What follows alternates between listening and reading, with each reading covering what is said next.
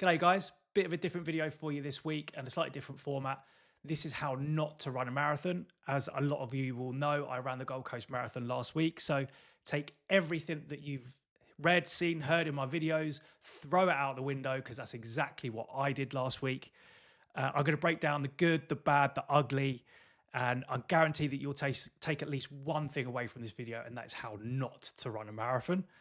So for those that are new, I'm Russ, a 2:43 marathon runner. This was my third attempt at the marathon, having run 2:48 at Gold Coast last year, 2:43 at Sydney, and this was my third attempt at the marathon at Gold Coast again this year. Thanks to everybody that reached out to me beforehand. It really gave me a huge amount of motivation. Awesome to see the communities growing. Absolutely loved it. So please, thank you. Please continue with all of your wishes and feel free to follow me on Strava and see how the rest of my training goes as I continue to build for Sydney in the next kind of 7 weeks. So the taper had gone well. I did a 30% reduction in load 2 weeks prior to the race, and then a 70% reduction in the race week in the lead up to it. So felt like everything had kind of gone well from that perspective.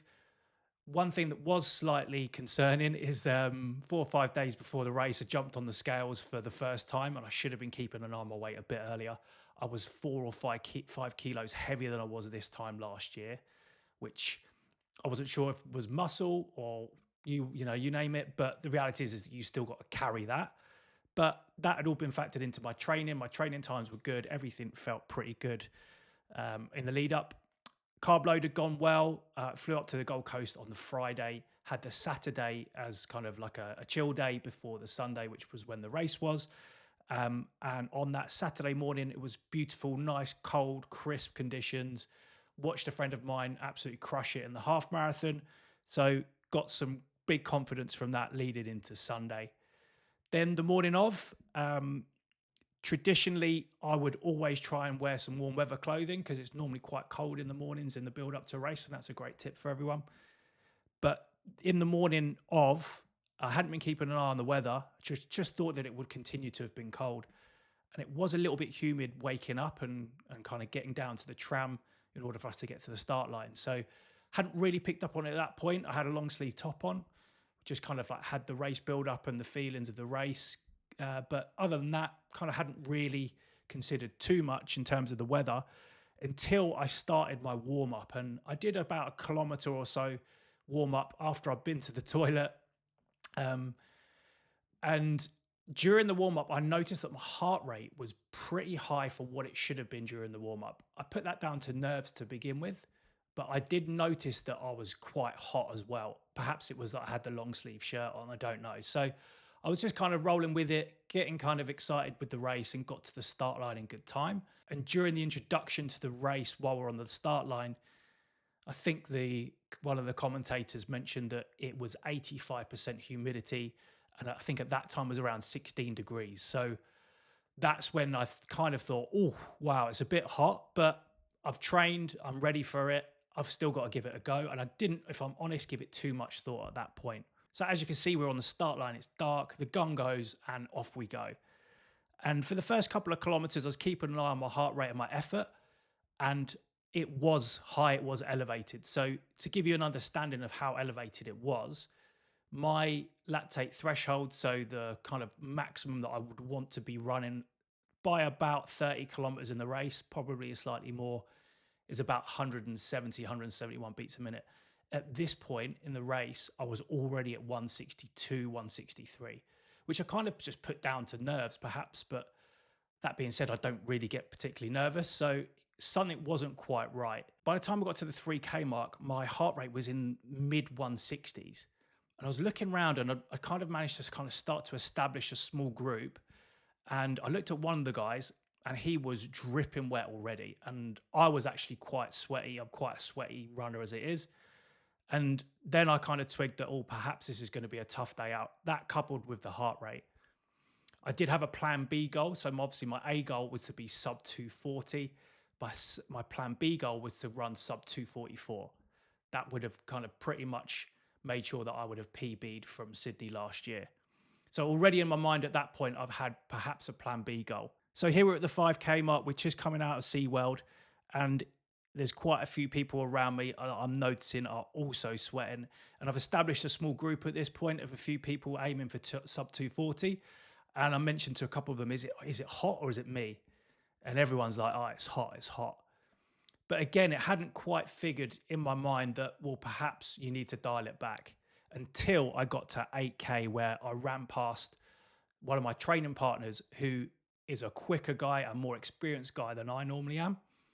And he said to me, today's not the day. And at that point, it twigged. And I thought, right, I really need to start thinking about plan B. I was still looking at my heart rate. My heart rate at this point is still like 165, 166. And I'm thinking perhaps it will settle. We're still relatively early on in the race. So we get to the 13K mark. And as you can see, I'm indicating to my buddy, this is the point where I need to start thinking about plan B. Plan B, dropping back a little bit in pace in order for me to be able to still get a PB. But I'm close to threshold. I'm about 168 beats a minute. I'm hoping and thinking that perhaps a miracle can happen, and that I haven't quite gone over threshold at this point, so perhaps I can sustain it. So I thought I'd kick on until halfway and see how I feel at halfway. So at the halfway point, I'm bang on pace, but I'm not bang on heart rate. I'm working way harder than I need to be for this part of the race. Traditionally, you'd say that you want to be working perhaps a 5 out of 10 by the time you're at the halfway point. I'm working well and truly in the 7.5, 8 at least.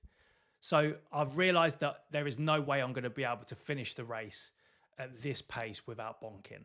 I've done a video about bonking last week, so feel free to have a look, and I'll attach up here. But the reality is that once you're in this point of the race, there is no miracles that's going to happen. And now it's more about consolidation and switching to plan C, which is just completing the race.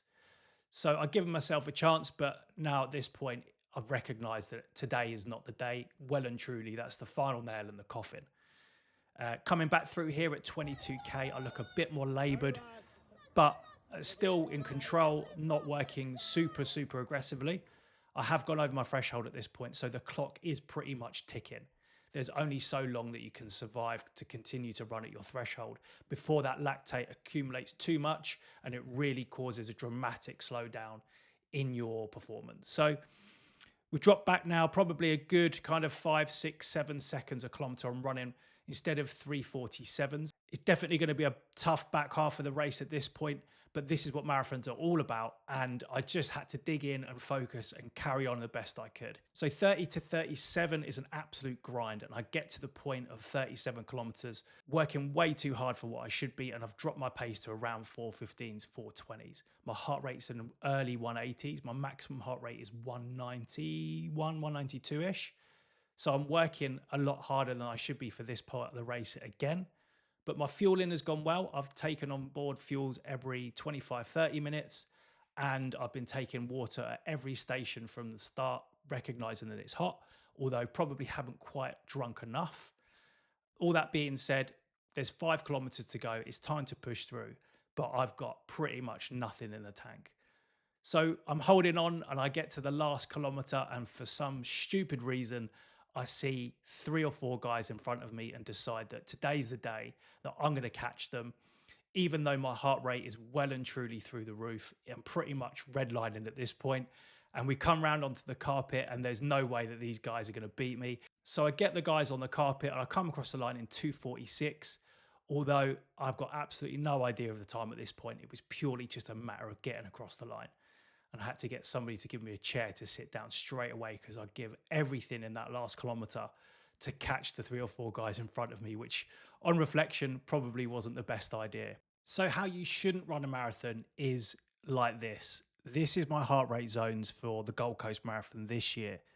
And as you can see, I spent little to no time in zone 3. You want to be aiming to spend as much time in the lower heart rate zones that you can as possible. So zone 2, zone 3, trying to utilize those zones, so reduced amount of effort relative to your pace as much as possible. In this instance with Gold Coast this year, you can say that I went out too quick, and 100% I did. I didn't take into account the conditions on the day. I felt in training that I was in good enough shape to be able to hit sub 240. But the reality is that I didn't accommodate for the humidity and for the general temperature. And I am pretty terrible in the humidity at the best of times. So having come from cold weather climate in Sydney with pretty low humidity and low temperatures, going up to Gold Coast, significantly warmer, especially on the day, and completely caught me out. So this is how you shouldn't be running a marathon. You shouldn't be putting in as much effort in your threshold and maximum zone 5 zones as I have. And this is probably one of the reasons why it contributed to such a huge amount of load on my system, which I'll talk about in a minute.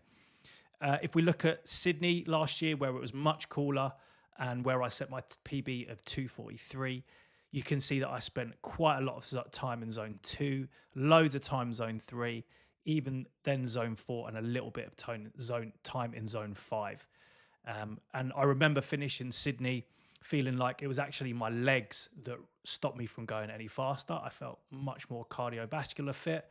Whereas at Gold Coast, I remember crossing the line feeling like my legs were fine, but everything else had let me down. And when I look back at the heart rate zones from last year at Goldie, it was slightly cooler, which might have meant that I was able to sustain a zone 3 period for as long as I did. Then zone 4 obviously dipped into for quite a period, and then zone 5. What that all culminates in is the fact that I have a significantly higher load in terms of how much effort I put into this marathon versus the other two. So to give you an indication, at Gold Coast last year, I had a load factor of 482. At Sydney, it was 426. And at Gold Coast this year, it was 621.